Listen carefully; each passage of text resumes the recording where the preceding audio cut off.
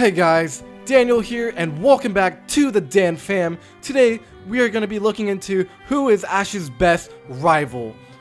If you guys are excited for this, hit that like button down below, comment below what you guys think will be number one, and let's get straight into it because there's a lot to talk about.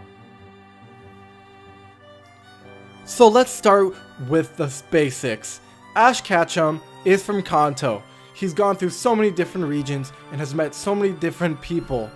Now, not all of these people are considered rivals, but some of them are. And the thing is, there's some good rivals and there's some bad rivals. Now, we're going to look at how each rival is unique, they add to the story, and also there's strong opponents for Ash to make it interesting. And through that, I have created a list of my favorite, or what I think is the best 5 rivals of Ash. And I'll start from 5th and go all the way to 1st, and hopefully you guys also agree, or at least agree with some of them. Let's go. So at number 5 we have Elan. Elan is a unique character. He is from the Kalos region. He is in Pokemon X and Y, and what makes him so special is that he has a great story element to him. So what we come to find out is that he works for Lysander, the bad guy of X and Y, in order to collect power from Mega Evolution.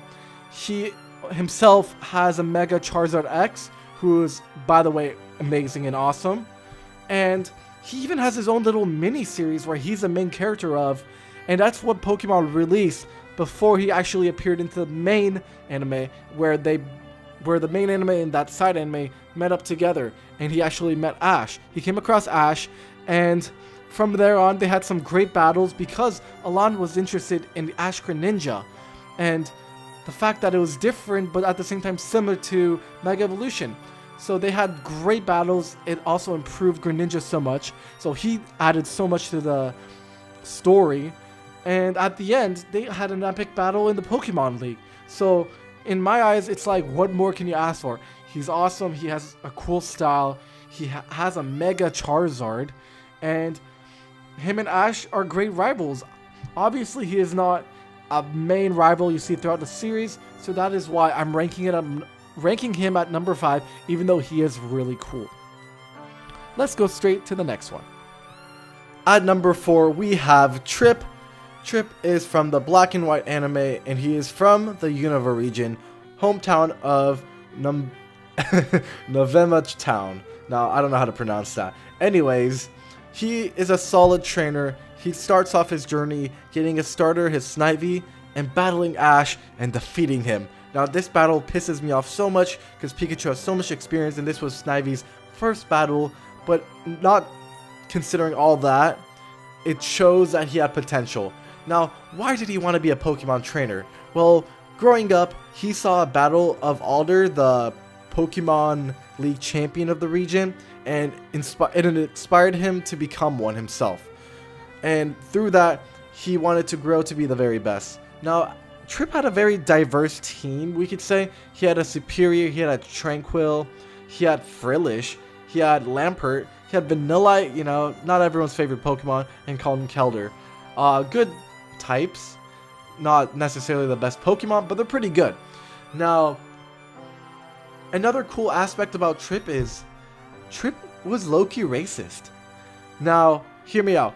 In the anime, it doesn't straight up say that he's racist, but it does show that he looks down on the Kanto region, which kind of hints that he looks down on Ash, you know, because of where he's from, so he is racist, basically. Anyways, he also had a camera he took around everywhere to take pictures of things he saw, so that was pretty cool.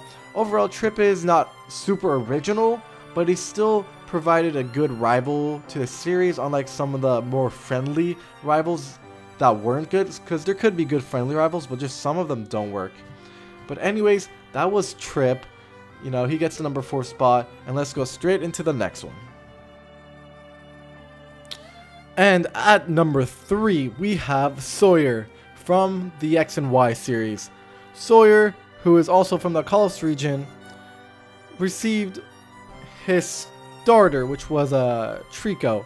So in terms of the Mega Evolution, he had a really cool Pokemon. You know, everyone loved Mega Sceptile.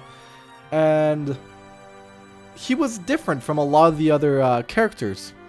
So instead of providing a very boring, friendly rival or a very generic rival who just doesn't like him, he looked up to Ash. And that's something that you don't often see in Pokemon. And they made it so it was interesting. It wasn't very cheesy or boring. Sawyer wanted to learn. He took notes on everything he saw. He learned all he can from Ash himself. And at the end, they even had scrimmages, and you can see that Sawyer was being motivated by Ash to catch up to him. And at some point, he even got ahead of him in terms of gyms, which made Ash motivated to keep up with Sawyer. That really helped Ash's character grow as a person, and it contributed a lot to the story. Also, they had an awesome battle before the Pokemon League and during the Pokemon League, where finally Ash catches up to Sawyer again to prove that there's a reason why Sawyer looked up to him, and that it overall makes the X and Y series so much better. That is why I really like Kalos in terms of the anime as one of my favorite seasons, and Sawyer was definitely part of it. Now let's go straight into the next one. At number 2, we have the one and only Gary Oak. Gary Oak, what can we say about him? Everyone knows about Gary Oak. He is the OG Ash rival, and he has to be one of the best ones, of course. He's just so good. He just sets up what you want from every rival. Gary Oak is connected to the story. How? He lives in Palatown. His grandfather is Professor Oak, the professor who gives everyone starters. Ash does not like him, and Gary does not like Ash.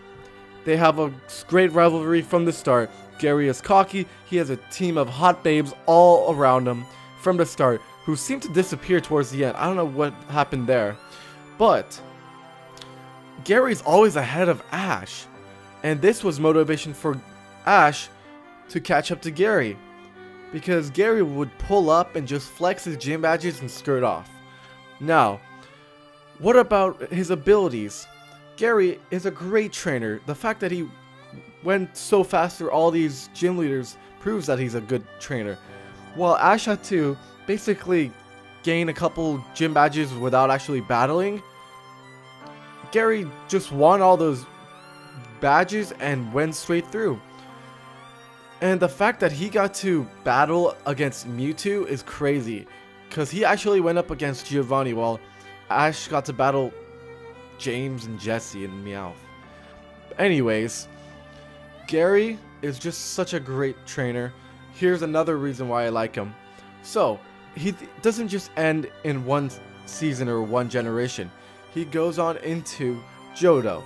Now, in Johto is where we find the best battle, I think one of the best battles in Pokemon history, between Gary and Ash. Now, this is an older battle, so the animations aren't amazing, but the battle was great.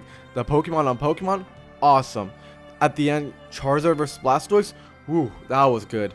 And the fact that Ash won, man, that was a relief, because Ash almost never wins these big battles, and he won that, and it was so good to see.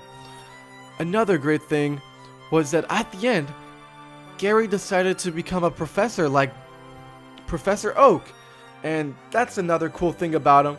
So that's all I have to say about Gary Oak, but let's just agree that he's awesome. But there's one more rival that's even better. Let's go straight into that.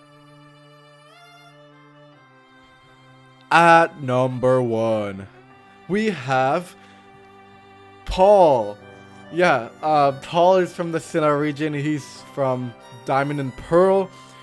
He is the legendary best rival. Everyone knows that, guys. You can't argue with me on this one. Everyone knows Paul is the best. Why? Because he's so simple, but he's so evil and mean, but he's so good at battling. And the dynamic between him and Ash is amazing. And let's just go from the beginning. and say why we all love Paul. The battle in the Pokemon League is literally the best. It's literally the best. Infernape versus Electivire, or whatever you call him, Electivire, is so good. Such a great battle. We have so many different story elements with Paul going on. You know, you see him throughout the story. He has a Chimchar. He thinks he's weak. He lets him go. Ash basically adopts him and makes him an Infernape. And Infernape goes on to defeat Paul. And that's just a little dynamic that creates respect between the two. At the end, they don't hate each other anymore. They never really hated each other. They just did not agree with each other's methods. And at the end, one or the other did not decide to go with the other's method. They still kept their own methods. They kept their individualities, but they respected each other's methods on how to become Pokemon trainers. And it showed how anyone can be a Pokemon trainer, and there's different ways to do it. And not Ash isn't always right about friendship and all that, but he could be. And that's the great thing about Pokemon. This is also one of my favorite regions in terms of Pokemon. So the Pokemon battles were elevated because of all the great Pokemon and the great story elements with the legendaries. And Paul also was connected to the Elite Four because of his brother, who's lost to the Elite Four, and he wanted to get revenge by battling them, but ended up losing, while Ash went on to win. That's kind of funny over there. But I don't have to talk too long about Paul, because everyone knows he's the best, so I'll leave it at that. If you guys enjoyed, please hit that like button down below. Comment what you guys think is the best rival of Ash, and subscribe to join the DanFam, and hit that bell icon to get notifications. And I'll see you guys next time. Bye.